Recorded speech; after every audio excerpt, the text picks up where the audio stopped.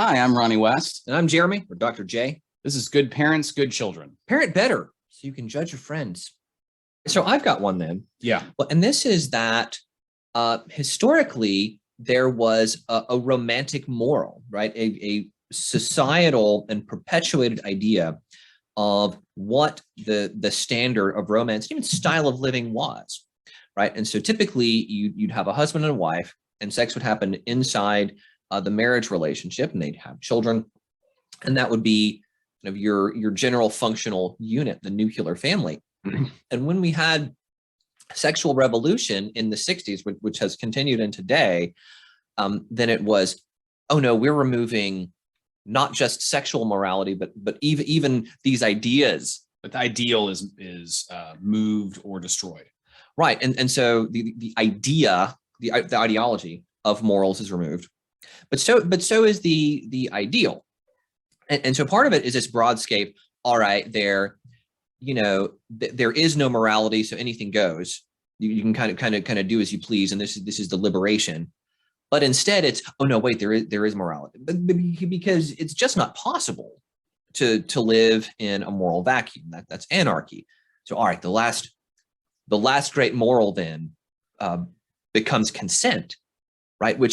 Which flips everything on its head, because if you follow those ideologies, well, then you wind up with everybody's being promiscuous as teens. Then there's not reason to marry. Then there's not reason to foster and nurture children in a nuclear setting. Right. And so it also makes things, and this might speak to why people would want to convince others to live as they live and whatnot, is if a culture is sort of has an agreed upon narrative of life, like what's the ideal, right? Mm-hmm. So 100 years ago, and even more recently than that, then the ideal, and again, just because there's a primary ideal doesn't mean everybody who moves off from that ideal is outcast or judged, but Or there's wrong. or wrong. Yeah. The primary ideal could be wrong. A society could select an ideal that is actually not nearly as helpful for virtue and competence as it ought to be. Mm-hmm. But regardless, when there's one sort of main path, everybody has a sense of where they probably should go, and it makes life simpler.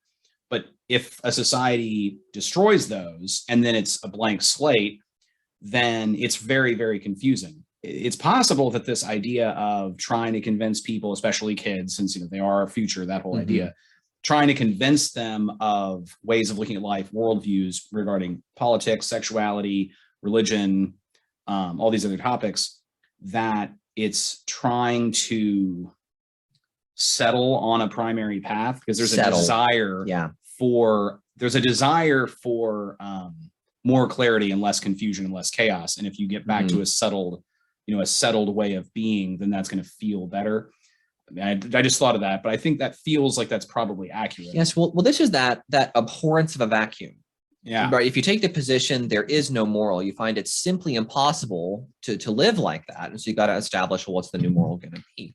And once they destroy the moral, they say there is no objective morality, then they have to force fill one it in, right? Mm-hmm. So when people say that, it's like, well, wait a few minutes or a few years. They won't keep saying that. There's going to be a moral pressed on you later. Yeah. That it ends up being like a bait and switch, even if it wasn't planned. Well, and okay, so there's these straw men or obvious versions of this argument, which is like, hey, drug dealers would like to sell drugs to your kids or get them using drugs. Okay, that's probably true. And we might immediately say, okay, well, I don't want my kids doing drugs. Or you could say Hitler was a terrible person with an awful ideology, so nobody supports Nazism anymore, except for these very fringe groups. And sure, neo-Nazis could be after your kid too. But the National Socialist Party of Germany actually followed a version of socialism, and they for sure followed authoritarianism. And like, totalitarianism isn't dead. And communism isn't dead. It's been failed multiple times over. There's brands of it that have been destroyed. So those brands are avoided by people who, kind of like the ideas of totalitarianism. They won't talk about them using those brands. That's right. Fascism being one of them. And so some people came up in the 70s or 80s, like we did, and into the 90s, and 2000s. And now you have people who have come up in traditionally conservative strands who are saying things like, well, communism seems kind of good. Like everybody gets an opportunity and it seems fair. And there's things about it that seem interesting. And so we say there's wolves at the door. In fact, there's wolves in sheep's clothing. Because a lot of these ideas about the destruction of morality, about the destruction of ideas, are also about the destructions of institutions. Right. But in fact, the ideologies have taken over. This is most apparent in the university setting. If you were in college nearly 20 years ago, like we were, even then, it was problematic to go into a classroom and say, I believe in an objective moral, or to say, I support a libertarian political ideology.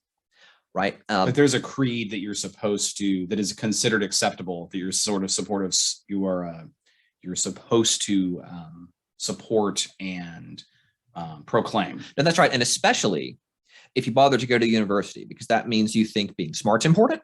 That means you think getting educated is important, but it points out that we have a ruling class that's intelligentsia,